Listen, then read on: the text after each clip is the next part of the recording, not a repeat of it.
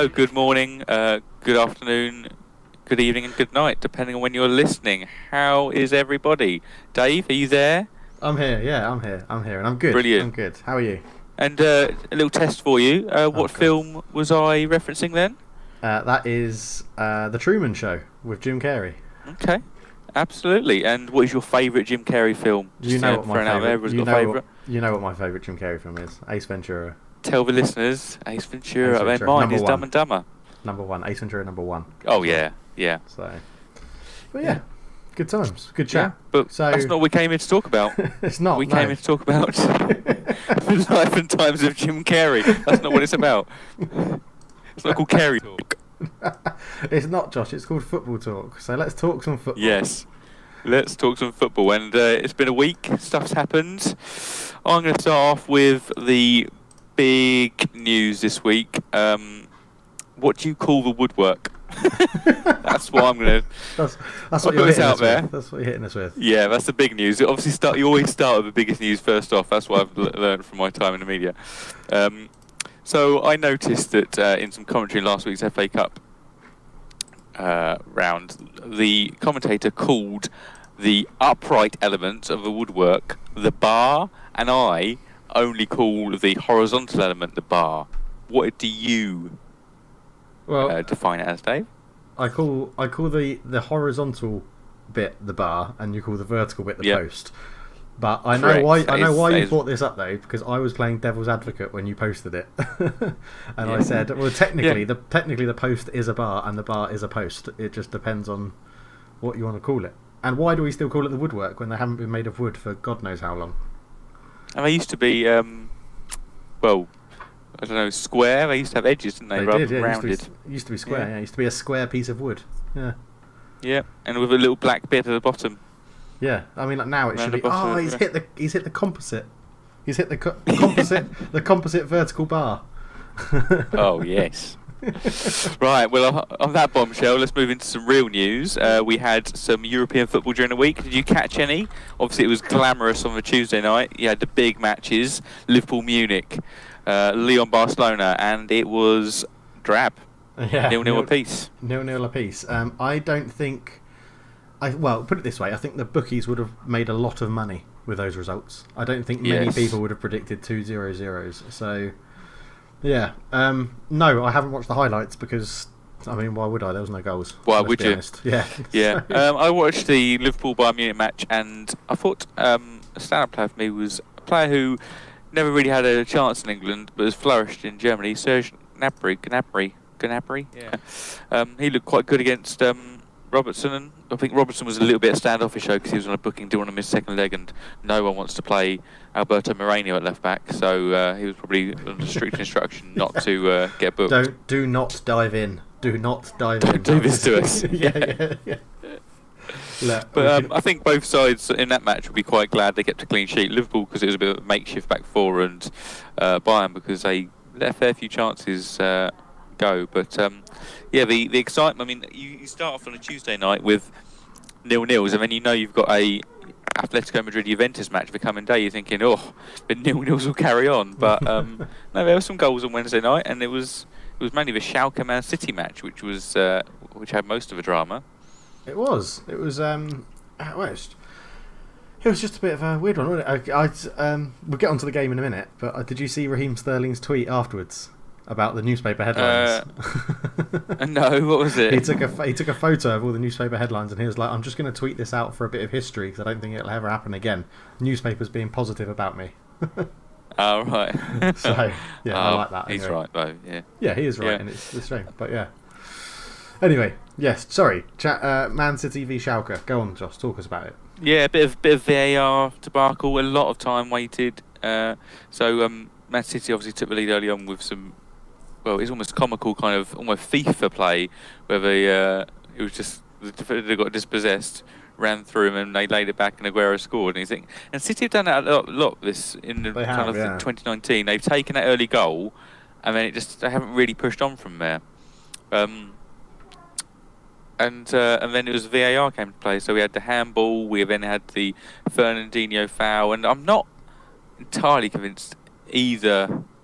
I think was the handball, right, but with the amount of time, yeah, the handball was definitely the wrong decision. I think he's yeah. you can see from it that he's Otamendi was actually trying to move his hand out of the way. He's actually doing the complete opposite of the rule, where the rule says if it's a deliberate move to move the hand in front of the ball or connect the ball to the hand or whatever. Yeah. And he's literally trying to get his hand out of the way of the ball, which means it shouldn't be a foul. So I think that was wrong. But yeah, the Fernandinho one, I think that depends on who's looking at it.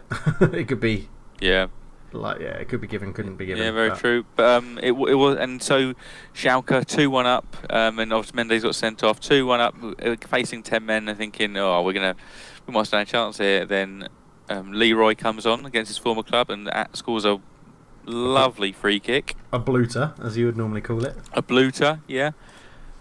And then Sterling grabs a winner late on, as he does. But I think Man City are now very much in the driving seat. 3 away goals now at home. You'd think so. Question for you, Josh. Question for you. Yes, go for it. Nabil Bentaleb. Did you think he would be in the Champions League for a German team when he left Spurs? Do you think he is that sort of player? Did you like him? I really liked him. I thought he was a very good player. He just fell out with Pochettino. So you know how Pochettino does. He just kind of cast him aside. But he was a better player out of him and Ryan Mason. I'd say he was. Tim Sherwood, I think, actually gave him his debut, and he's a very tidy player. But his performance has dropped a little bit. But at the end of his Spurs career, but no, really, really, really nice player. Like, used the ball well.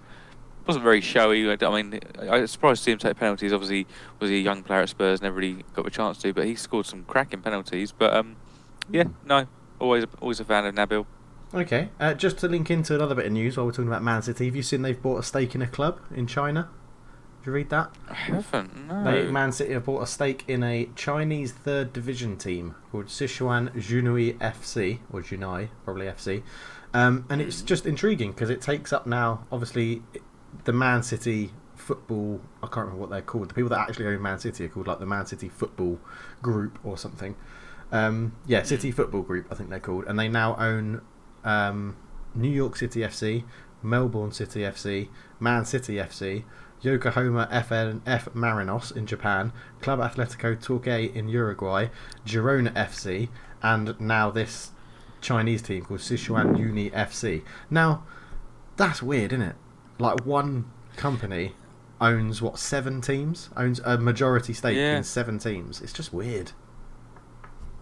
It just highlights the business aspect of football, doesn't it? You kind of think that football clubs are part of their local infrastructure, and they've just been brought up and developed organically, and then you have a company just buying them. You're like, it actually makes me feel a little bit dirty.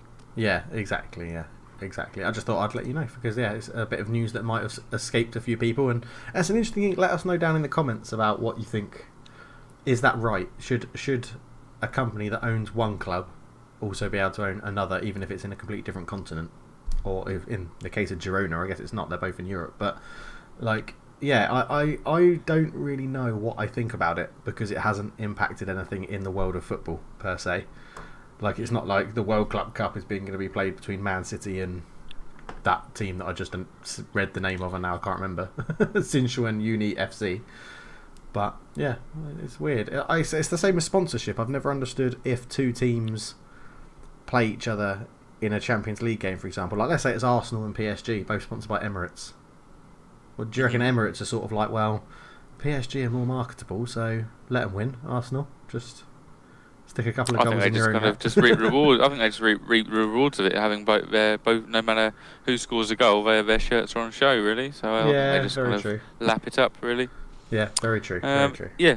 So to tie off the Champions League, we had, obviously, it was kind of just VAR dominated, really, because you see in the Atletico Madrid match of Juventus, Chiellini up to his old tricks, the master of the dark arts. No, I didn't see it. So the only thing from that game I've seen is Simeone's celebration. Yes, his balls, yes. Yes. So basically VAR was duped. Chiellini, Morata heads in, Chiellini just dives because he knows he's been caught out of position, so he just dives to the ground, and VAR bought it. The fact that he was seemingly fouled, and so that was harsh. But then, Bonucci, not so much a master, because for the first Atletico Madrid goal, he goes down. For a set piece again, he goes down, holding his face, writhing around on the floor. And Atletico Madrid just tuck the ball in. And he's looking around the floor and he goes, oh, it's gone in. Oh no. And then for the final goal, again, and it's Uruguay 2, Juventus 0. So Godin again, just tap slots in. Ronaldo probably blames himself a little bit. Well, he won't blame himself because he's super arrogant, but probably should do, because he should have stood up and blocked the shot rather than turn his back. But Juventus have it all to do now. I think Juventus are... You reckon they're done? I don't want to say... Yeah, well, they've been pretty poor in the Champions League. I mean, you beat them, Man United beat them, young boys, I think, beat them, and now they've lost to Let's Go Away. So you spend 100 million on Ronaldo and you're going to get knocked out in around 16. And it's a lot of pressure on Ronaldo, isn't it? Because it's 100 million on Ronaldo for literally to win, literally win the Champions League, because they don't need Ronaldo to win Serie A. They literally have bought him to try and win the Champions League, and it's, well, yeah, I guess. Well, obviously he'll go there and say, well, yeah, of course I can do it. It wouldn't surprise me if they won 3-2 in the next leg and he scores a hat trick. Oh no, that's why I was hesitant about saying. Yeah. But anyway, in the second-rate competition, we have obviously the draw has been made because Europa League plays double speed. So we have Chelsea versus Dynamo Kiev and Arsenal versus Rennes, Stade Rennais. Stade Rennais, yeah. So, I think, Arsenal failed to masturbate, didn't they? They did. In the first leg, and then they obviously demolished them in the second leg. What do you think of... Well, obviously we'll get onto the Premiership in a minute, like when we do the weekend reviews of the games that have happened so far. But what do you think Chelsea and Arsenal are making of the Europa League? Because it could, in theory, be both teams' only way into the Champions League is to win the Europa League. Like, it's looking likely that obviously one of them will have to go and win the Europa League to get into the Champions League. So do you think they are going full throttle for it, or...?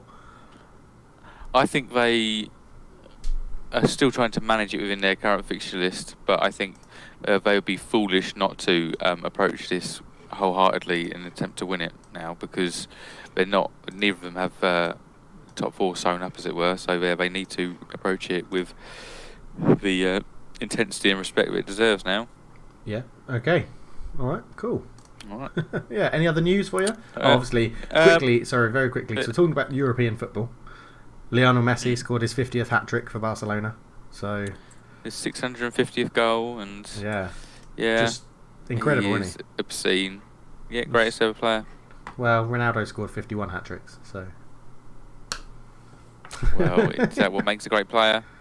Well, I don't know. We're not going to have this argument in this episode. Is currently top of the goals and the assists in La Liga. He's just obscene. Yeah, but is it? How strong is La Liga nowadays? Yes, it is, Dave. Yeah. How strong is La Liga nowadays? Like, it's pretty terrible, isn't it? It's pretty terrible.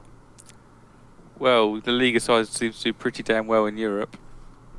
Wow, 3 of them do. It's like, yeah, okay, all right. We'll have this discussion another day. Speaking of weaker foreign leagues, then a little shout out to Christoph Piatek, the signing in January to fill the boots of and the belly of Gonzalo Higuain. He ate him. Bloody hell. Fill the shirt. Phil Shirt hasn't managed to fill the shirt, but he's filled his boots because he's breaking records. Fastest player to score 6 goals for Milan, beating Gunnar Nordahl. He is first player to score 4 in his first 4 Serie A matches with Milan since Oliver Beer.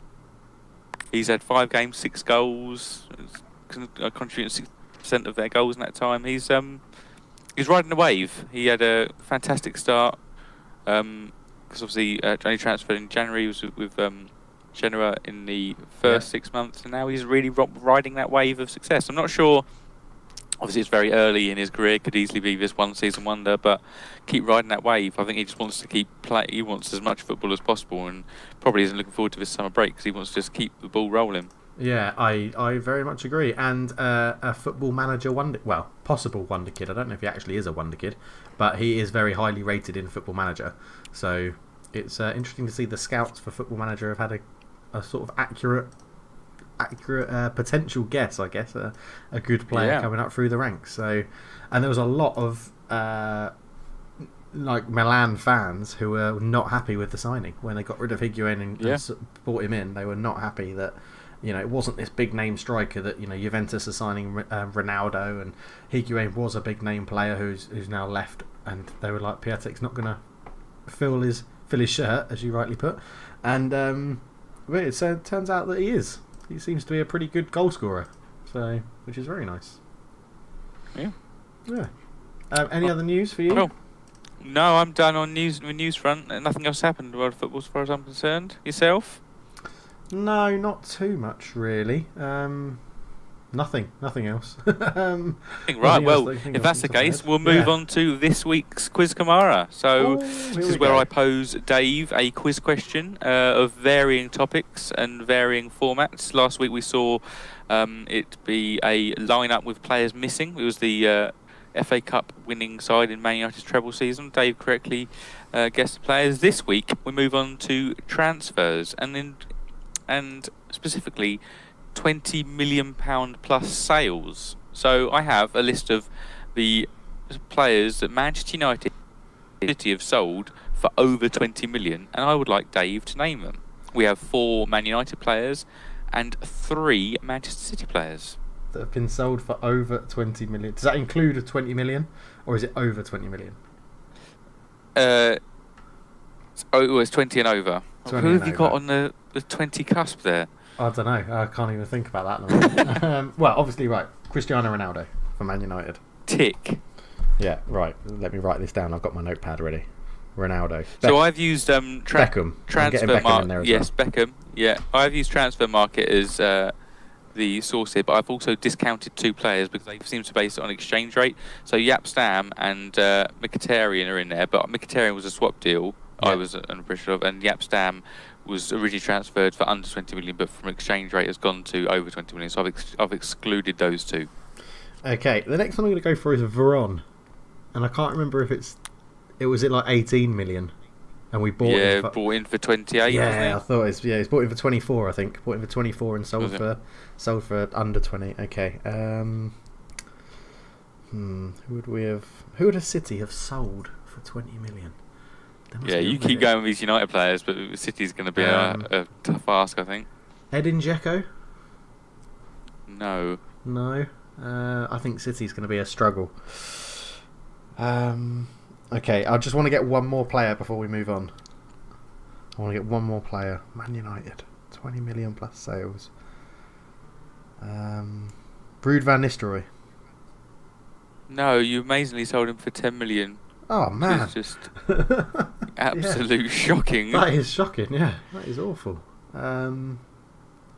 This is a really tough quiz. It's really making me think. Normally, when you ask me a quiz, I can rattle off a few answers quite quickly, and I've got to 2, and now I'm stuck. All right, well, we'll leave it there with your 2 number 7s from United, Beckham and Ronaldo. You leaving? So you've got 2. Di Maria. Di Maria, tick. So you have 1 player left. Yeah, you have 1 player left for Manchester United, and all 3 remaining for Man City. This is £20 million or more sold by these clubs. So, listeners, have a think while we're talking and see how you do. That is a good quiz, Josh. That is a good quiz. Yeah. All right. So we'll move on now to the review of the Premier League football thus far this weekend. So we're recording on Sunday morning. So we've had Friday night games. 2 Friday night games and 3 Saturday games. And Dave, a little question for you here. Do you know why there were 2 Friday night games? Is it because the EFL Cup final is today? No, it was rearranged due to a sporting event, but it was due to the Wales-England rugby. Cardiff requested it be moved. So yeah, they played. West Ham, Fulham were meant to be played, and then Cardiff moved to join them. And maybe they regret it. Maybe that's what caused them to be so utterly shite in this match. And they lost 5-1. And watching this match was just... So I've watched a fair amount of Cardiff this season and seen... They've always surprised me because the way they got promoted and the style of football they played, thought, right, defensively solid, nick a few goals from some long ball stuff, but it's just they aren't defensively solid at all. They were running around like headless chickens in this match, and for the first goal, it was almost as if they were it's only after something like 20 minutes. It's almost like they were too tired to actually put a proper challenge in. A few broken challenges, and then Delafeu grabs his first. And it was like, how was that the what? was that the one where it was a sort of the melee was on the edge of the box and Troy Deeney and someone were just sort of kicking the ball at each other, and it popped out to Delafeu. Good finish. It was a very good finish, but I know. Yeah, lovely finish. And Cardiff did look tired. They did look tired. So it's just yeah. And then Cardiff at that point were denied. I think as a dead set of a penalty. Player just comes through. It was Yanmak came through back of Murphy, was it? And yes. So okay, maybe they think, all right, hard done by here, but then they have just let it all go. And the second one is probably my favourite of a lot, because it's just the acceleration from Delafeu just to get away is just absurd. Just because it's just how defensively weak Cardiff have the ball. I think it was a corner, and they just leave themselves so defensively open. The second and third are just awful, and so Delafeu just sprints clear and grabs his second of the game, and then only bloody gets a hat trick, first ever Premier League hat trick for Watford. Anyone getting a hat trick for Watford in the Premier League. Okay, that is impressive. Yeah. I like Delafeu. I like him. He's a bit inconsistent, but he glides across the pitch. He's a glamorous player, isn't he? He's very good dribbler. Sometimes a little bit head down. You just wonder, because obviously Everton got rid of him to Barca, didn't they? And then Barca sold him to Watford. I wonder if now Everton fans would they kind of swap him for Walcott right now? Oh yes, I assume they would. Very much they would. Yeah, I imagine. So, but I don't think Watford would like that deal. No, I don't reckon so. So, but and then Deeney gets in on the act. Your favourite player? Less said about it, the better. Yeah, gets a couple. But my favourite goal of the match actually wasn't the very one. It was the Sol Bamba goal. I love a goalmouth scramble. It's one of the joys of football.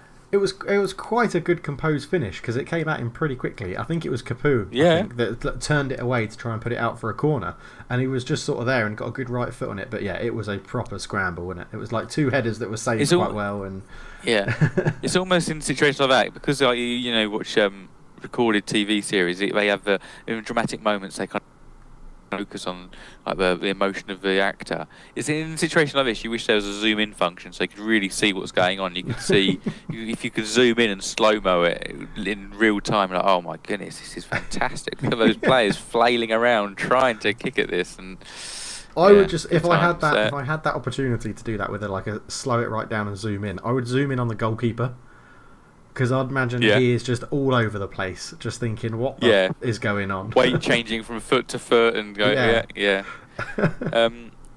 But Cardiff now. A friend of mine messaged me going, I think Cardiff are relegated now. It's like, if you look at the table, they're not even in a relegation zone yet. They're still very much alive and kicking, and they probably but it's Everton midweek now. But with Cardiff though, it's they went up to, they did well in the table because they were on a high and they had put a good run of results together. This result, getting a battering at home, could send the spiral the other way. It could. That's it. Form could completely disappear now. Yeah, it was a shambolic performance. And like you say, it wasn't the gritty performance that people have come to know from Cardiff. No. There was no good defending, and that's what they're resilient for and known for. So, yeah. But speaking of sides who are already relegated, then we'll move on to West Ham versus Fulham, and bye Fulham. Fulham loses, and I can't see a way back there now. 8 points from safety, 11 games remaining.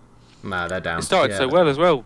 Ryan Babel with his it started awful hairdo, because Ryan Babel missed from 3 yards, and then it started well because Ryan Babel scored from 3 yards. And Sessegnon with assist. He's only played.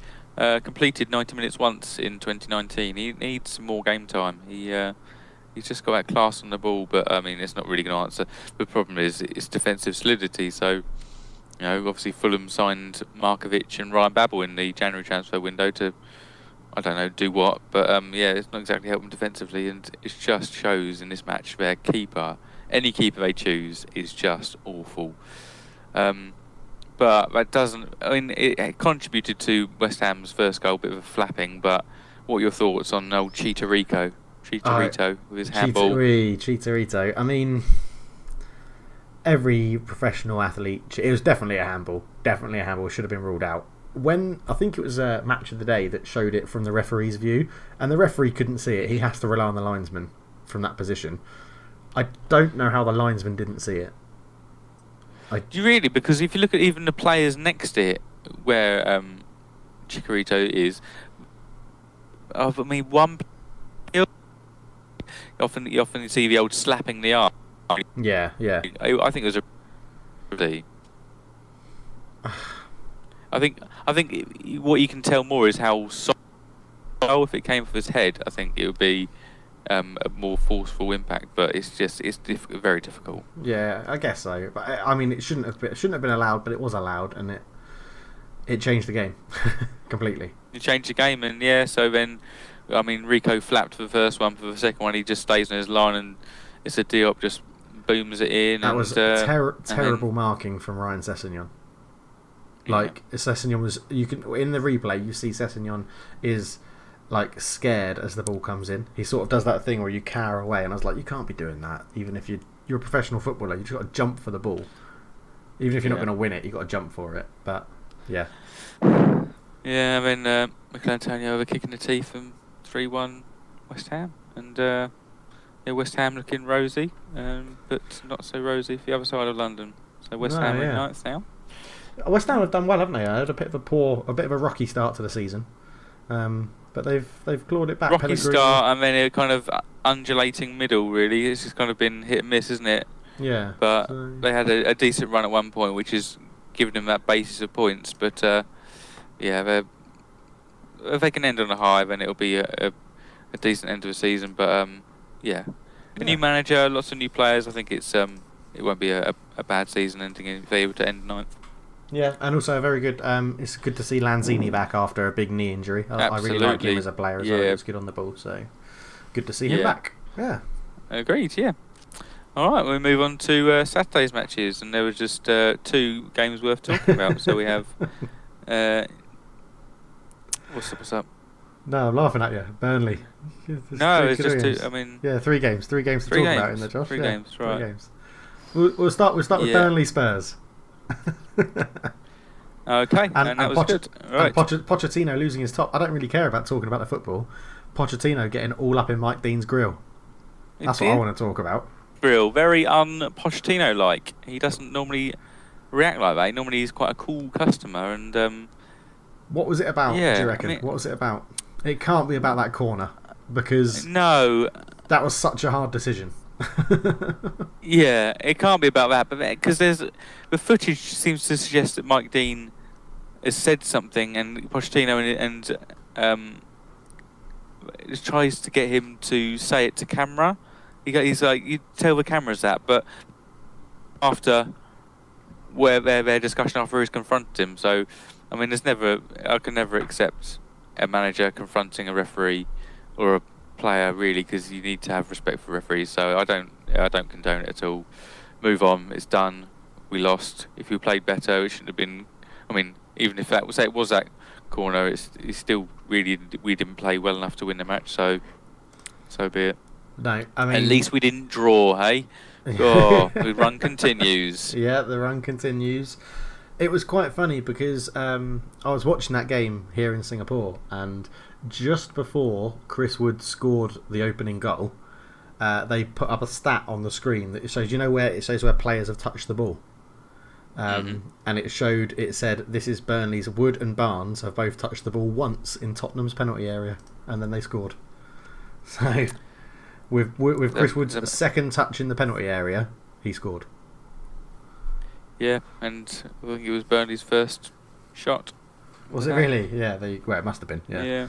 So, I just want a thought on Sean Dyche. So a lot of people go, "Oh, why isn't Dyche getting a bigger job, better job?" But I've come to a conclusion now. He's not going to get a bigger, better job because he's almost kind of Tony Pulis Mark II, really. If they don't play exciting football, you get the big jobs by playing kind of aesthetically pleasing football, and he just doesn't do that. He it's kind of and it's to say you can't do that. I mean, Eddie Howe's Bournemouth played and it had previously had a lot less money and play aesthetically why am I still persevering with aesthetically pleasing? But yeah, I don't see him ever getting that big job because of the style of football. I don't see him getting the big job because I see him as a Mark Hughes Mark II. Mark Hughes version 2. Because when his team don't win, he moans it's never his fault. It's everyone else's fault. It's the referee, it's the opposition, it's the fact that VAR isn't here, and then if VAR was here, it was the fact that VAR was here. I don't think he'll get a big job because I don't think people want that attitude anymore. No, there is an element of hypocrisy with him because he's got this kind of all-English, hard-working, brave side, but every season that goes by, at least once or twice a season, they have players booked for simulation. But if it was his player, if it was the opposition, he'd complain about it. But he doesn't ever look at his own players and actually, it was wasn't it the Cool Family Derby, Burnley, as we have a derby for yes, indeed, it was, yeah, the Cool Family Derby. So yeah, but I don't. I used to quite like Sean Dyche when Burnley first got into the Premier League, and now they've become a bit of a mainstay in the league, and they've been here quite a while. Yeah. He's starting to grate on me with how much he just blames other people, and yeah, I'd much rather see someone like Eddie Howe get a bigger job than Sean Dyche. So yeah, but shout out to the run continues, unbeaten run, Tom Heaton in goal for it, and yeah, shout out to Joe Hart. It's all your fault. So we have obviously Pickford, we have Heaton, we have Pope, we have Hart, we have who is our number one? I still think Jordan Pickford. League. Jordan Pickford, yeah, I think still because Jordan Pickford has never really done anything wrong in an England shirt. I know he's had a bit of a questionable time at Everton in some occasions. I would still pick Jordan Pickford because also Tom Heaton's 32, 33, I think, and I think England will do better having a goalkeeper that will be in the sticks for a while. I know that. You could argue that didn't work out with Joe Hart, but he was a good goalkeeper, Joe Hart, when he was. No, I agree. You plan for the future. The player can mature into that age, but to bring someone in and then they're only going to be there for a couple of years, unless it's like a massive differential in their ability. If like you had a world class 34-year-old and an absolute dross 22-year-old, you'd obviously wouldn't plan for the future. You'd stick with the experience, but there's not a big range between their skills. Yeah. What do you think about Tottenham picking Harry Kane as soon as he was fit and losing? According that you didn't lose when he wasn't playing. Do you know, it just seemed like I think he took pressure off other players and maybe they lacked that intensity because of it. So like Heung-min Son obviously stepped up to the plate and was pushing forward and felt like he was main man, and I think maybe that the pressure was taken off him and so therefore the intensity of his performances dropped. I think we felt a bit more relaxed with him aside, and maybe that led to us not keeping our levels where we felt like we really needed to perform as a team without him, and maybe we thought that we could just get by, and now he's back. But at least he's back and scoring, back and fit, and big week coming up. We've got Chelsea midweek and Arsenal next weekend, so maybe it's not the worst thing that we've had our minds focused and we can't lose any more now, so we need to just serve out a thrashing to the next two mid-table sides. Yeah, very true. Very true. All right then. All right, so we move on then to Huddersfield Newcastle. Huddersfield Newcastle. Yeah, and or Newcastle Huddersfield, should I say? And there's a lot of positives for Newcastle here, weren't they? So one of them being the fact they got to see a record signing for the first time. The Newcastle faithful got to see a record signing for the first time since Michael Owen, isn't it? Play at Newcastle. I quite like the look of Miguel Almirion. Yeah, and I think we got a standing ovation. I think that now every Newcastle fan thinks that he's the greatest player on earth. I will just say, you played against Huddersfield is probably my caveat to that. But no, he did look good. Newcastle looked good. Newcastle had 28 shots, 12 on target. Huddersfield had 2 shots, 1 on target. What would you say if you? I've not been in this position as a fan, not seeing Spurs get relegated, but can Huddersfield fans enjoy the rest of their time in the Premier League, or are they just thinking, end it now, put me out my misery? I think they'd rather just end it now. I think you can only enjoy your time in the Premier League if you're winning, like not getting smashed every single game. But the fact they've gone to Newcastle, who are known to be a defensive team even at home under Benitez, and they're not the most exciting and attacking threatening team, and have conceded 2 goals and conceded 20 something shots in the game, I think you'd still be sort of like, this is painful. This is painful. I think you just sort of hope that everybody to do with Huddersfield is already thinking for next season, because what they've got, is it 11 games to get 2 more points, so they're not the bottom team or the lowest. What's the lowest points? Is it 13 points? Derby, yeah. So that's what I'd say we're down. Let's just not be the worst team ever to be in the Premier League. Agreed. Yeah. What standards they set, what aspirations they have. So a little shout out, because also this is the first time I think in 5 years since a player has been sent off against Newcastle, and Tommy Smith with the red, and he obviously didn't seem to think he'd done anything wrong, but if good guy Rondon is shouting at you, something wrong, right? Exactly. It was a horrible tackle. I didn't like it.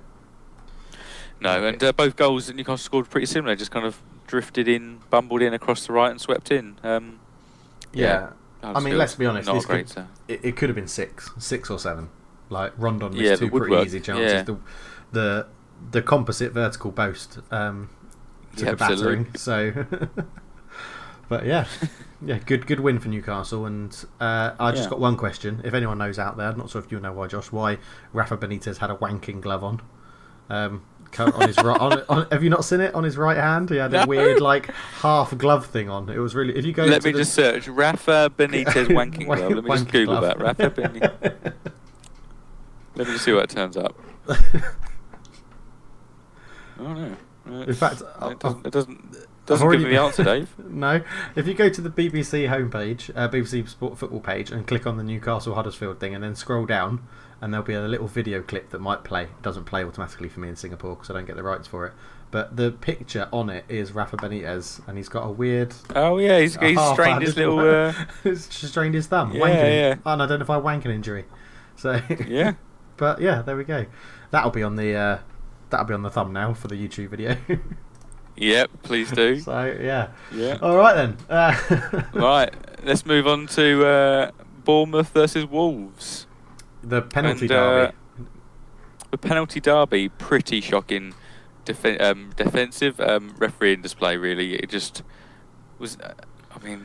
How did he miss the handball? How did he? Yeah. That's what I don't mind about the penalties he gave. I'm more like, how did he possibly miss that handball? What, you don't mind the fact that the first one was a dive? It wasn't a dive. He kicked him. Oh, I think he went to kick him, but pulls out. Okay. I'm pretty sure I'd say it's a dive. Then the Wolves penalty for the handball, and then there's a Ryan Fraser was elbow outside to the box. Coutinho. Ryan Fraser was outside the box, and even then, the last one. So.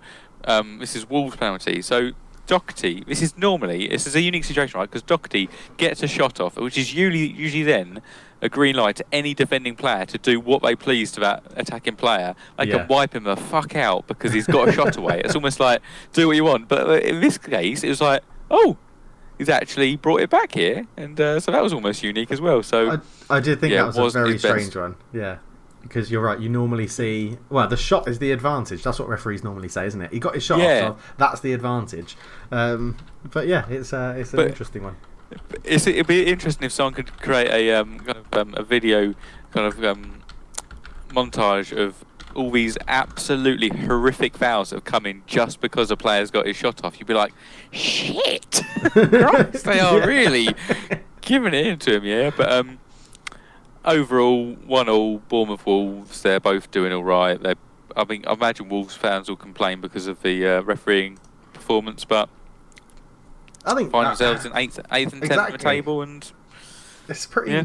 That's good, isn't it? According to, but you had Bournemouth as your surprise package of the season to do badly, and are they doing okay because they're doing okay, or are they doing okay because there's a lot of absolute dross this year in the Premier League? I say they're doing okay because they had that phenomenal start. I'll have a look at their form post that massive run. Obviously, you can't discount half a season, but it's been. I prefer consistency in a team rather than winning every game in the first half and losing every game in the second. It shows something's horrifically wrong in the way you've set up the mentality or the tactics or the overuse of players. I would much rather consistency and when you can kind of adapt from there. But to the referee on where are you going to referee next week? What league will you be refereeing? The Championship. Yeah. Then we move on to the final match of the weekend was the late kick-off, Leicester versus Palace. Bye Claude Puel. Bye Claude Puel. Yeah, it didn't go too great. I mean, to be fair, Palace out of nothing scored. Kind of long range, nothing shot. Batshuayi just gets a touch on it. Yeah. And goal. And Leicester, because all the Leicester players trying to referee, and it was potential penalty decision at the other end, which I didn't think was a penalty. He got the ball, player kind of ran through and fell over, but no, I had no issue. With it. But then what was a bit concerning, so we mentioned Jordan Pickford earlier around his Everton form.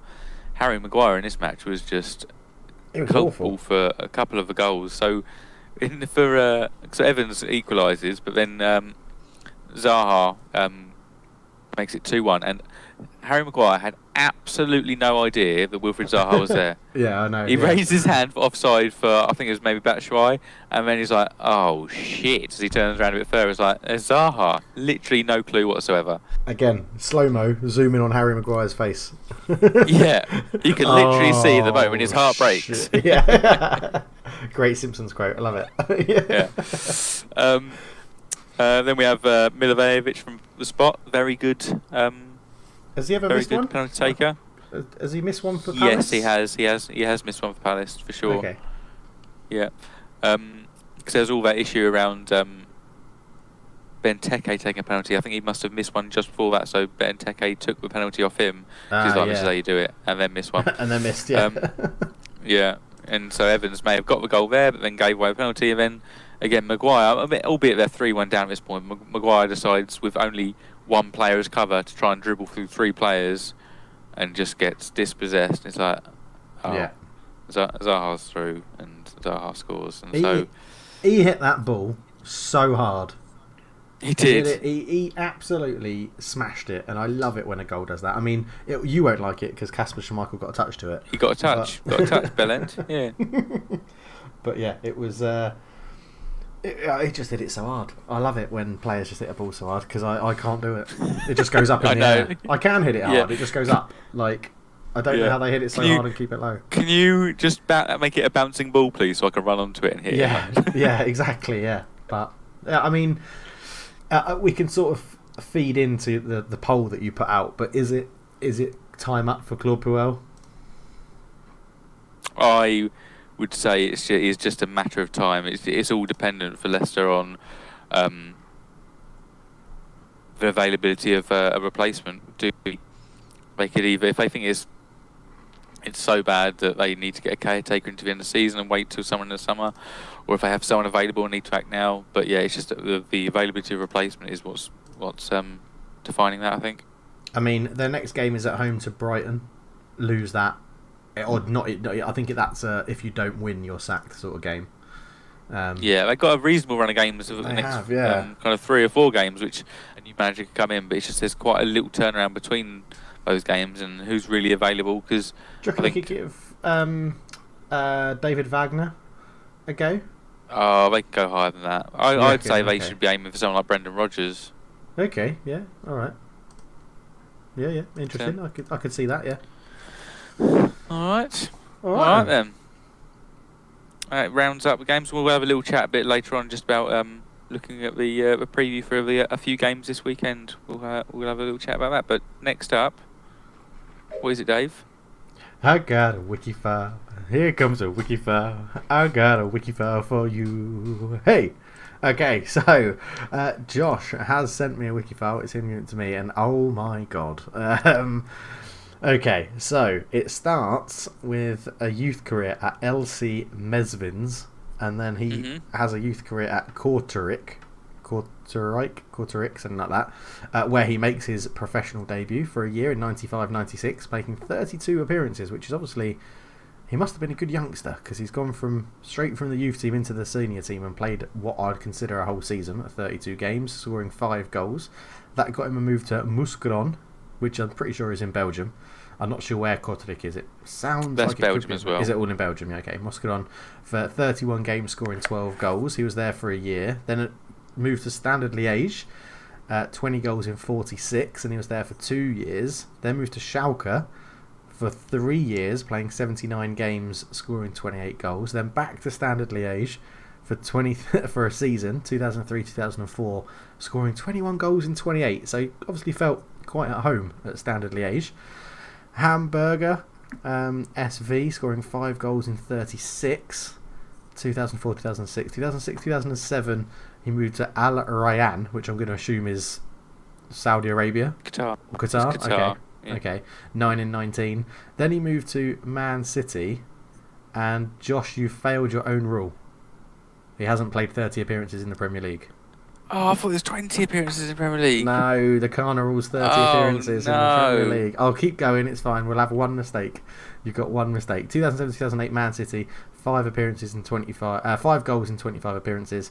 And then he moved to Plymouth, 2008-2009, 2 goals in 9 appearances. Then Sion, which is in Switzerland, I think. 2009-2010, 21 goals in 31, 6 goals in 31 at Neftchi Baku, and 0 in 0. Azerbaijan, that is. Oh, nice. And 0 in 0 in Endracht Alst.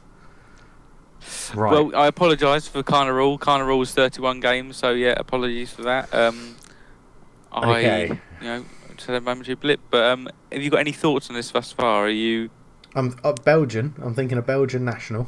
Yeah. Purely because he started in Belgium, and a striker. Because where he did score goals, he scored them goals pretty well.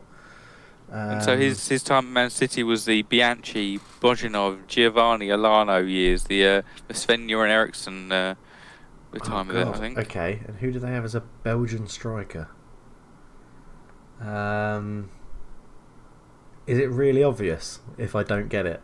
Well, you've definitely heard of his player. Okay. He's got a brother that you may also know. He's got a brother? Oh my word. Yeah. A Man City Belgian striker. I feel like I've got someone in my head, but I can't bring his name to the forefront of my brain. I don't think I'm going to get it. His name? Go on. Do you want a clue? So his initials are... okay, go on. E-M. Is that going to give you any clues? E-M? Oh my god. Yeah. E-M. It's not not someone I thought I had in my head then. No. Who the hell is that? Who's the Beld? It's Emil Mpenza. Oh, Emil Mpenza. Fucking hell. He was quality like Challenger. Yeah, and his brother Mbo. Oh, Dave. Oh, I can't criticise you too much because I've got. You broke your own rule. But yeah, broke my own rule there. But yeah, I thought because he's one of those players. Yeah, was good on computer games. I think maybe he was half decent on Pro Evo and Football Manager. Do you know, for some reason I always put him alongside Emmanuel Olasadebe. Do you remember Olasadebe? Yeah. I remember Olasadebe from Panathinaikos. Yeah. Yeah, the Nigerian Polish striker. Yeah. Who I mean I couldn't have because he spent a little bit of time for Portsmouth. He played 2 games for Portsmouth, did Olasadebe, but that definitely fails the Kana rule. That definitely fails the Kana rule. Yeah. Well, Josh, we've had our first, let's say, fuck up in the Wiki Files. Whoa! We've sworn on this podcast loads of times before, and I'm saying that you fucked up. So I have fucked up. I don't fucked up. Yeah. Yeah. We'll be back next week with a proper Wiki Files which passes both the Kana rule and the ride out rule. Can you remember the ride out rule? I can remember. After the ride out rule. Yeah. After Euro 96. Yes, Euro 96 onwards. Yeah. Yeah. Okay. All right. Okay. So moving on from that fast, then we'll go to the poll that we put out. It was put out last night, actually, after seeing Claude Puel edge closer to his own exit door. I thought I'd put a poll out on who will be the next manager to be sacked in the Premier League. So the usual contenders, I had Maurizio Sarri, Claude Puel, Marco Silva and Claudio Ranieri, all of whom I'd say are precarious in their positions in their that's a good their word. current clubs. Yeah, they've had in different forms. So, Dave, in this poll, I was just about to say this is a weird poll where we don't know who each other voted for. No, I went for Claude Puel to be the next one sacked. I think Sarri will get a bit more time at Chelsea because of their transfer ban, which we didn't discuss in the news. Actually, no, probably the biggest bit of news, and we didn't discuss it. But I think it'll be Claude Puel that goes next out of that list. I think Fulham will keep hold of Ranieri even if they go down, because he'll more than likely get them straight back up. And yeah, I think Ranieri is the least likely. But I mean, say Everton lose to Cardiff midweek, Silva could be at the forefront of the list. If, say, I know Chelsea get a thrashing in the cup final today, they could easily. True. Yeah. Yeah, I think there's a recency bias with this poll because Claude Puel won with 50%, but with this poll being probably had a few angry Leicester fans out of our 52 voters. Yeah. Probably thought, oh yeah, get Puel out. Who did you vote for? I voted for Sarri. Okay. See, I think it's interesting. You said that Marco Silva could lose his job if they lose to Everton. He was actually the least favourite of our poll to lose his job. Only 6%. He was, yeah. So, yeah. I think it's because Everton are a little bit forgetful. Okay. Do you think Sarri will... did you vote for Sarri because it's cup final or nothing? Do you think if they get smashed in the cup final, he's gone? I just think that they aren't up to the defensive standard that they require. They're facing City, who will be well up for this cup final. Then they play Spurs in a week, so he's got two big matches where if it goes wrong for him, it can really go wrong. I think he's already under pressure, so obviously it could go very right for him, but I think it's just that kind of that tombstone risk where it could absolutely destroy his career if he loses both those games. Yeah, okay. Fair enough, that's fair enough. And I guess on that note, who do you think is going to win the cup final? I think it will be Manchester City. Yes, do you think it'll be quite simple for them? I think so. No, I think that we very rarely do top sides get thrashed in cup finals. That's fine because Chelsea aren't the top side, so. So I think it'll be close, but yeah, I think City will do it because 3-0 City. It's just got that. Yeah, 3-0 City. I think it'll be quite the cakewalk. Nice. That's a phrase. And so there's also cakewalk. Yeah, is that a phrase? Yeah, it is. Yeah, it's quite a cakewalk. It is a phrase. Yeah, so it's just a weird one. I was having a discussion on Twitter the other day of the term screamer isn't a goal, not as anything else, Dave, you pervert. Cheers. So what? Well, what would you define? Like, why is the term screamer there? Is it because when you see it go in, you'd scream? I think it's the pace of the ball, isn't it? It's the. Yeah, he thought it was a reference to fireworks, so kind of that kind of screaming shot and screams past you and the speed of it. So I think it's sort of like that, as in like it's the speed. He hit an absolute screamer, as in as it goes past the goalkeeper into the net, it's like a whoosh sort of speed scream sort of thing like that, rather than making the audience or the attendances scream and the supporters scream. That's what I think the screamer means, because you can't have a screamer that's hit slowly, like a slow curling screamer. No, this all came off the back of a tweet of a video, Esteban Granero with an oh-so-casual screamer. So it was a free kick whipped into a corner. It didn't have a lot of pace on it, but kind of a good bend on it. And it said Esteban Granero with an oh-so-casual screamer. I'm like, hold on, that's not a screamer. That's not a screamer, I'm afraid. I'd agree with you, yeah. So I think a screamer is... It's got that name because it's how fast it's hit and how powerful it's hit. It's an absolute... Like a rocket. It's an absolute rocket. It's a screamer. Absolute screamer, Yeah, they're the same sort of... like adjectives I'd use for the same sort of goal. Screamer and rocket. Okay. Yeah. Interesting. All right. So to finish this off then, Dave, we have Another game which we should probably talk about quickly. We have Manchester United versus Liverpool kicking off at 2:00 today. Do you have any thoughts on the match? Are you staying up to watch it? I am staying up to watch it. It will be 10. It's only because it's 10:05. It's not that late, is it? Yeah, it's not too bad. I'm not as confident as I was 2 weeks ago about this game because of the PSG result and the fact that we got Jesse Lingard and Martial injured, but apparently they're going to be fit. I'm not 100% sure if they'll be completely match fit to play. I don't know. I think if it's one of those results, if we got a draw, if it finishes a draw, I can't be disappointed because Liverpool are playing some very good football this season. And if we lose, I'm disappointed because it's Liverpool. So yeah, I can't really predict how this game's going to go. My heart is saying a draw, and my brain is saying Liverpool will win.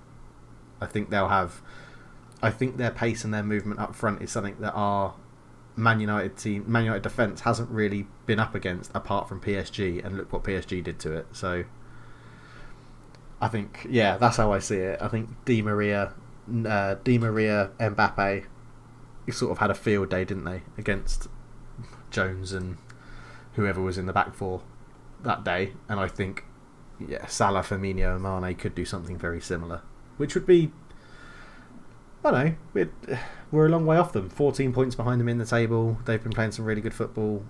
I don't know. I'm not confident, and I would take a draw right now. Okay.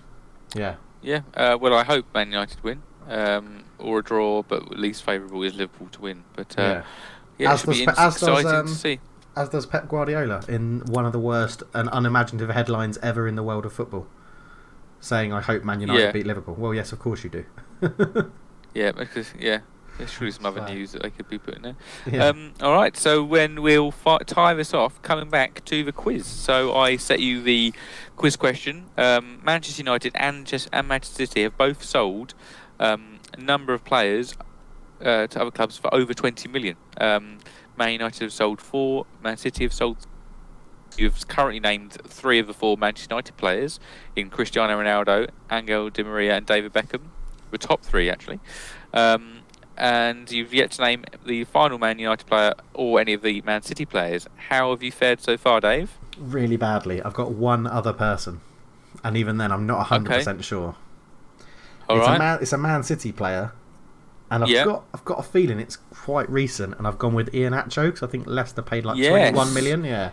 Yes, Kelechi Iheanacho is one of the 3 for Manchester City. So you're done. Do you want me to give you some clues from here on in? I think I need clues from here on in. The Man United one, I have literally no idea.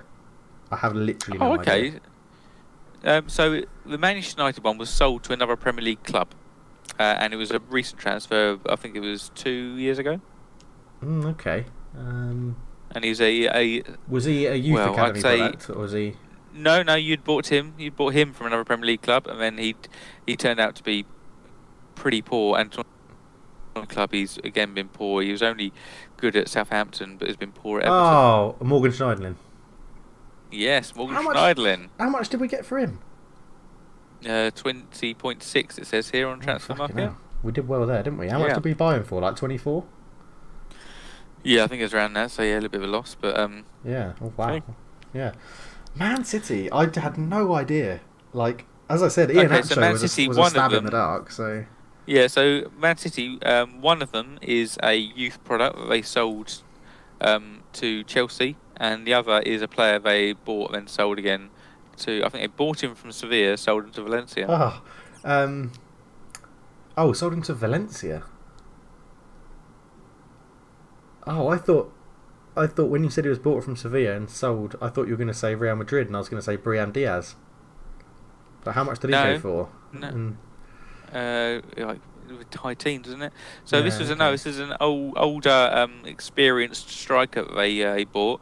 He scored some screams actually. He's got a thunderbolt of a left foot, but is it Negredo? Yeah, they sold him on again. It is Alvaro Negredo, yes. Yeah, because he went to Valencia. And the last player, I thought he was always a good player. I think he was part of the Mourinho era at Chelsea. He was a good winger. He was quick. He always seemed like he was like a bouncy ball. He'd kind of like he'd be running, get knocked over, bounce straight back up again, and keep running. He again scored some screamers. Sean Wright-Phillips. Yeah. Sean Wright-Phillips is Man City's record departure at 28 million. Wow. Okay, I would. Yeah, those Negredo and Wright-Phillips I'd never have got. Yeah. The three I didn't get, I would never have got them. I mean, that's ridiculous. How much did they sell? What did I say about Man City then? Yeah. How did they get 20+ million for Negredo? I mean, he wasn't that good. 5 million for Negredo.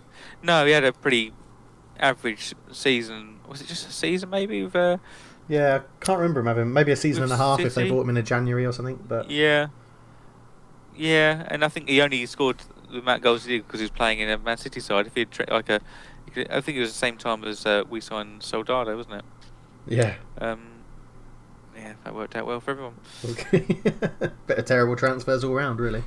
So yeah, but yeah, Man City don't recoup much money.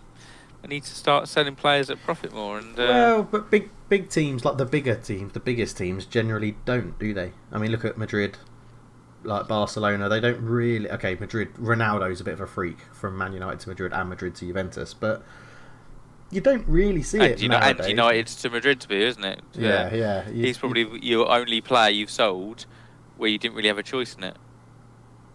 Yeah, true. And it's sort of like you don't really see the big clubs making big sales of players, and it's because they've got enough money anyway.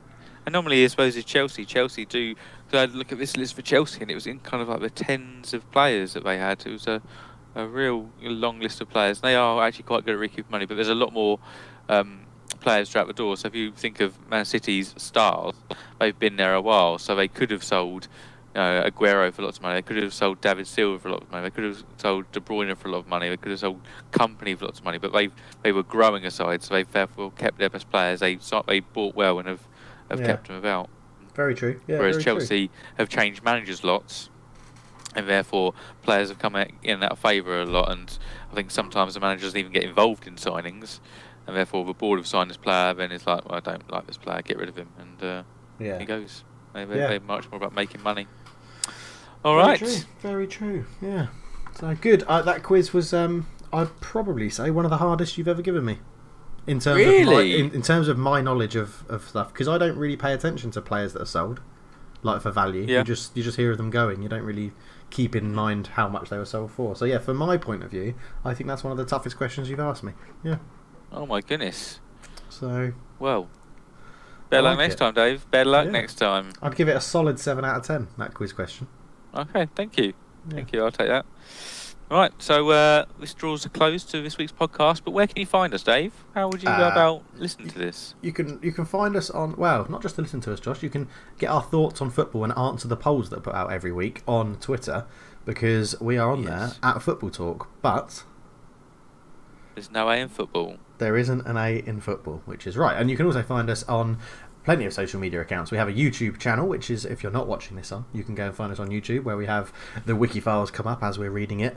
And you can find us there, just search for Football Talk. And that is exactly the same on SoundCloud as well, where you can find us on Football Talk. If you just search for Football Talk, we are the top ones that come up in one way or another. You can see us pretty easily on those media accounts. So, yeah, go and check us out.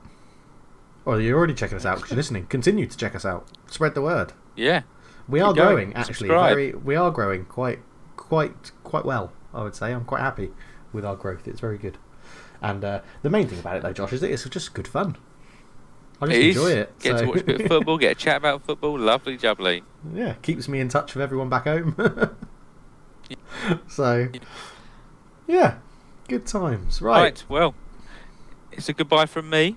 Until next week. And a goodbye from... It's a goodbye from me. I was trying to interrupt you and get that out, spit it out. It's a goodbye from me. Yeah! But, right, thank you very much for listening, everybody. We will catch you next week. Yes. I think we're on course for next week, aren't we, Josh? I think so. Same place, same time. Excellent. Right, thank you very much for listening, guys. We'll see you then.